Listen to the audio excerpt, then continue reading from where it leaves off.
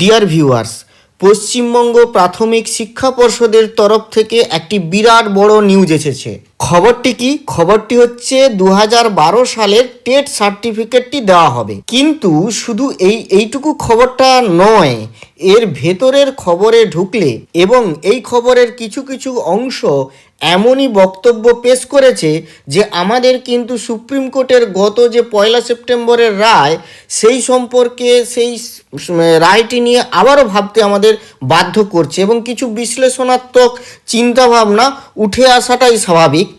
এবং আমি এখানে আজকে এই খবরটা বলবো এবং কি বক্তব্য আছে সেটি তো বলবোই, কিন্তু এর পরবর্তী আমি আরও ডিটেলসে এই যে এর একটা ভেতরে কেস আছে, মানে এই টেট নিয়ে একটা কেস হয়েছিল এবং সেই কেসটার কি ডিটেলস এবং কি জাজমেন্ট ছিল বা কি কোয়েশ্চেন ছিল এর কাছে এবং তার অ্যানালিসিস বা বিশ্লেষণ কি হতে পারে এবং টেট মামলা সেটা কিভাবে প্রভাব ফেলতে পারে, সেটা নিয়ে পরবর্তী আমি একটা ভিডিও করব। তো এই ভিডিওতে যেটা আসতে চলেছি সেটা হচ্ছে কি, প্রাথমিক শিক্ষা পর্ষদ থেকে বলা হচ্ছে যে 2012 সালে টেট সার্টিফিকেট দেওয়া হবে। তো আমরা একটু খবরটা দেখে নিই যে finally a long wait is about to come to an end. The West Bengal Board of Primary Education has announced its decision to issue certificates to the candidates who passed the primary teacher eligibility test in 2012. কিন্তু মূল কথা বা মোদ্দা কথা, যে খবরের যে main বাস্তবিকতা সেটা দাঁড়িয়ে আছে এর ঠিক পরের লাইনে। However, the board has clarified that this distribution will happen only after seeking legal advice. এই কথাটাতেই এই খবরের যে প্যাচ দাঁড়িয়ে আছে। আসলে টেট সার্টিফিকেট 2012 সাল তো দেওয়া হবেই, কিন্তু লিগেল অ্যাডভাইস পাওয়ার পরেই দেওয়া হবে। কেন লিগেল অ্যাডভাইস পাওয়া দরকার? এখানে একটি টেট সার্টিফিকেট পর্ষদ দিতে চলেছে, তারা নিজেরাই এই টেটটা নিয়েছিল, এতদিন টেটের সার্টিফিকেট দেয়নি, আজকে টেটটা সার্টিফিকেট দেবে, সেটা করতে গিয়েও একটা লিগ্যাল অ্যাডভাইসের প্রয়োজন হচ্ছে। কেন, কি কারণ, তার বাস্তবতা কোথায়, তারই ব্যাপারটা খবরের পরের অংশগুলিতে বলা হয়েছে। দেখুন, according to a recent Supreme Court order, it is mandatory for all primary teachers to be TET qualified and possess the necessary certificate as proof. Teachers who were appointed after clearing the 2012 TET were naturally worried as they had not been issued any certificates. To alleviate their concerns, the board has taken this initiative. তাহলে board কেন দিতে চাইছে এটা TET সার্টিফিকেটটি?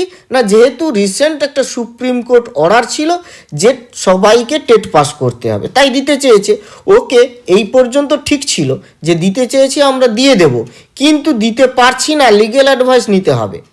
কি তার ভ্যালিডিটিটা কি? দেখুন, the first ever primary TET in West Bengal was conducted in 2012, মানে 2012 সালে প্রথম এই ওয়েস্ট বেঙ্গলে সর্বপ্রথম প্রাইমারি টেট নেওয়া হয়েছিল এবং সেই টেটটা মানে খুব সুন্দর স্মুথ ওয়েতে হয়নি, সেভারেল কন্ট্রোভার্সি ছিল। একটা তো ছিল এই মার্কস নিয়ে। মার্কস কি না, এনসিটির স্ট্রিক্টলি গাইডলাইন্স, এটা আমি এর আগের ভিডিওতে বলেছি যে এনসিটি কিন্তু স্ট্রিক্টলি অ্যাডহের করতে বলেছে, তাদের যে নোটিফিকেশান, সেই নোটিফিকেশানে তারা স্ট্রিক্টলি অ্যাডহের করতে বলেছে যে টেটের স্কিমটা কি হবে, তারা যেটা বলে দিয়েছে সেটাকেই ফলো করতে হবে সমস্ত স্টেটকে। এবং সেই নিয়ম অনুযায়ী এটা ছিল 150 মার্কসের, কিন্তু ওই টেটটা হয়েছিল 100 মার্কসের। এবং এটা মনে করা হচ্ছে যে এই যে 100 মার্কস, সেটা যে 5টা সেকশন ছিল, সেই 5টা সেকশানে 20 করেছিল, 5 20 100, এটা যেটা হওয়া উচিত ছিল কিন্তু 5 গুণ 30, মানে প্রত্যেকটা সেকশানে 30 নাম্বার। শুধু এক্সাম মার্কস নিয়েই যে কন্ট্রোভার্সি ছিল এমনটা কিন্তু নয়, আউট অফ সিলেবাস কোশ্চেনও ছিল। কীরকম না, allegations were raised at the time that some questions particularly in mathematics section were from the higher secondary level. A case was filed in the Calcutta High Court regarding this issue. আমি কেসটা নিয়ে case details নিয়ে আসছি পরবর্তী ভিডিওতে। কেসটা কি ছিল এবং এর কোশ্চেন কি ছিল, মেন কোশ্চেন কি ছিল এবং তার জাজমেন্ট কি হয়েছে। কারণ কেসটা যদি টেট সংক্রান্ত হয় এবং টেট সংক্রান্ত সমস্ত তথ্যই যদি কোর্টের কাছে তখন থেকে থাকতো এবং সেই অনুযায়ী সেই পরীক্ষাটা যদি ভ্যালিড হতে পারতো, তাহলে আজ এত বছর, মানে 12 থেকে যদি ধরি আমরা 13 বছর পেরিয়ে গেছে, এই 13 বছরে কোনো মুভমেন্ট এ নিয়ে হয়নি, কোর্টের তরফ থেকেও কেউ কিছু করেনি, তাহলে আজ এইরকম রায় কেন, সেটাও একটা কিন্তু কোশ্চেন। তাই আমাদের কিন্তু এই কোর্টের যে অর্ডারটা হয়েছিল তার জাজমেন্ট অর্ডার কপিটাকে নিয়ে একটু কাটাছেড়া বা বিশ্লেষণ করার প্রয়োজন আছে। আমি সেটা নিয়ে খুব তাড়াতাড়ি একটা ভিডিও আনতে চলেছি। তো এই কোর্টের রায়ে কি বলা হয়েছিল জাস্ট আমি সেটা এখন একটু বলে রাখছি। ফার্স্ট যে রায়টা হয়েছিল সেটা সিঙ্গেল বেঞ্চে তারা রায় দিয়েছিলেন যে টেট 2012টি বৈধ, কারণ এটি মূলত এনসিটির নির্দেশিকা অনুযায়ী হয়েছিল।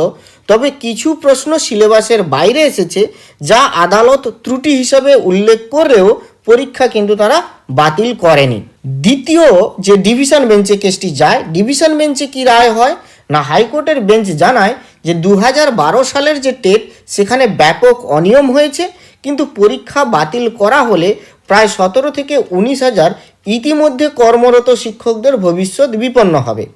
তাই পরীক্ষা বাতিল না করে প্রাথমিক শিক্ষা পর্ষদকে প্রতিটি মামলাকারীকে 1 লক্ষ টাকা জরিমানা ক্ষতিপূরণ দেওয়ার নির্দেশ দেওয়া হয়। এবং মূল পর্যবেক্ষণে যেটি বলা হয় যে পরীক্ষায় থাকা কয়েকটি প্রশ্ন সিলেবাস বহির্ভূত ছিল, যেগুলোর কোনো সম্পর্ক শিক্ষাদানের প্রক্রিয়া বা এনসিটির নির্দেশিকার সঙ্গে ছিল না।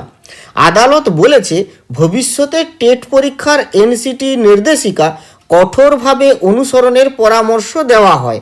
এইটি খুব গুরুত্বপূর্ণ একটা ব্যাপার যে এবারেটা মাপ করে দিচ্ছি, এর পরবর্তীতে যতগুলি পরীক্ষা হবে সেখানে এনসিটির যে নির্দেশিকা আছে সেটিকে মেনে চলতে হবে। তৃতীয় নম্বরে যেটি বলা হয়েছে যে মামলাকারীদের পরবর্তী টেটে বিশেষ সুবিধার কথা আদালত বিবেচনা করতে বলেছে। যারা মামলা করেছিল তাদের পরবর্তী টেটে বিশেষ সুবিধা দিতে হবে, কথা বলা হয়েছে। তাহলে মূল কি বক্তব্য ছিল না, মূল বক্তব্য ছিল যে 2012 সালের টেটে বেশ কিছু অনিয়ম ও সিলেবাস বহির্ভূত প্রশ্ন ছিল, তবু পরীক্ষা ও নিয়োগ প্রক্রিয়া বৈধ থাকবে, কারণ বাতিল করলে শিক্ষা ব্যবস্থায় বড় অস্থিরতা তৈরি হতো। পর্ষদকে জরিমানা ও সতর্ক বার্তা দিয়ে মামলা শেষ হয়েছে। সেই সময়ে 2012 সালে যে কোর্ট, মানে হাইকোর্ট, এখানে তার ডিভিশন বেঞ্চ এবং একই রায় কিন্তু বহাল ছিল সিঙ্গেল বেঞ্চেও, তারা যে মতামত পোষণ করেছিলেন যে শিক্ষা ব্যবস্থায় বড় অস্থিরতা হবে, আজকে 2025 সালে এসে সুপ্রিম কোর্ট সেটা ভাবতে পারেনি বা পারছে না। এই রায় বা এই হাইকোর্টের এই বিবেচনা এবং পর্যবেক্ষণ, এগুলি কি সুপ্রিম কোর্টের যে গত 1 সেপ্টেম্বরের মামলা বা রায়কে কতটা এফেক্ট করবে বা প্রভাব ফেলবে কিনা সেগুলো দেখার আছে। তো আজ এই পর্যন্ত। পরবর্তী ভিডিওতে এই রায় সম্পর্কে সঠিক বিশ্লেষণ করব। ভালো থাকুন, সুস্থ থাকুন, ধন্যবাদ।